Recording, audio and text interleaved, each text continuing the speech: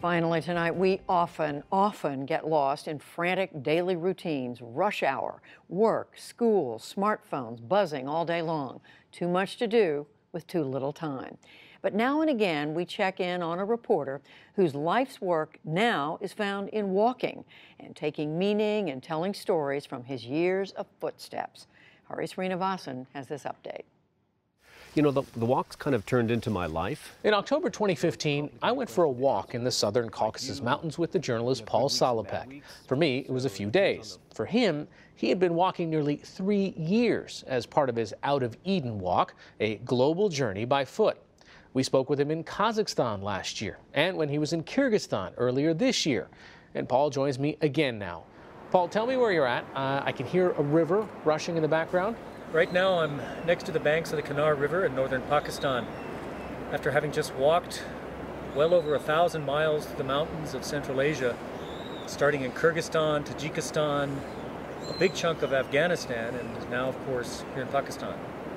You were in Afghanistan years ago during the war. How's it changed? You know, I've walked through a part of Afghanistan that I've only known marginally before when I was in the war. In the war, I was in a hostile environment, filled with guns, filled with explosions, filled with movements of armed men as a war correspondent.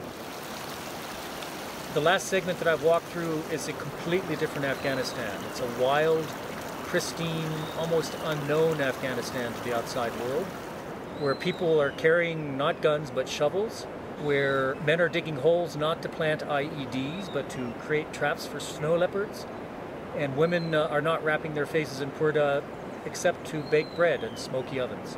It's a completely different Afghanistan than the one I used to know. You're one of the few people to cross Afghanistan on foot, right? Yes, at least this segment that I know of. According to my research, the last time any outsiders walked through what is called the Wakhan Corridor, this really wild alpine strip of land between Tajikistan, China, and Pakistan, was probably 10 years ago. And before that, maybe generations. It's simply a roadless area. It's an area that's inhabited by shepherds. It looks like alpine parts of British Columbia or Switzerland, and it's safe to walk through. Sounds like extreme conditions here.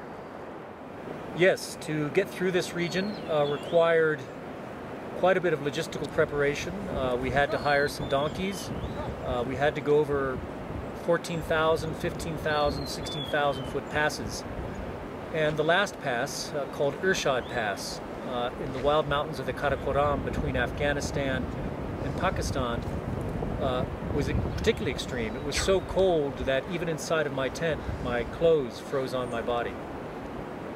Given where you are now, you said your satellite phone has been confiscated. Are you concerned at all for your safety?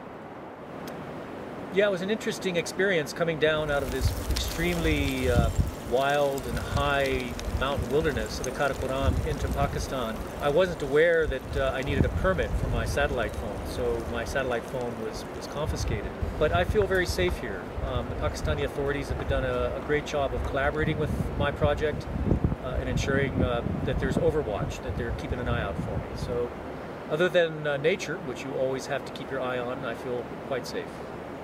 You're working on a story about the Silk Road for National Geographic. Tell us a bit about that.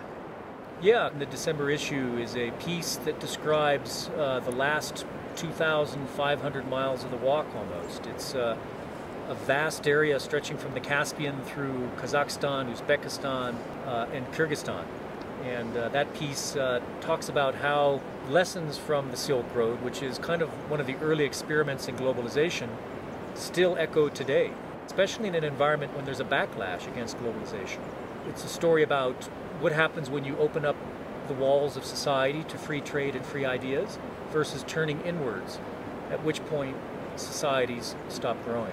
This is the same Silk Road you've been walking along for quite some time now.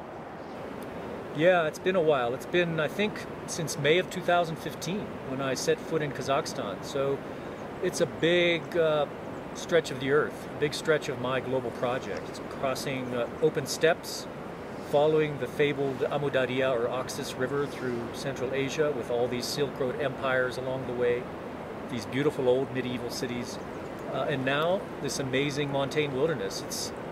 This last segment through Afghanistan in particular has been extraordinary. Everything from the quality of the light like champagne, to vistas of mountain peaks stretching as far as the eye can see to the edge of the world, to the very edge of visibility, and most of it untrammeled, unstepped on. All right, Paul, so where to next?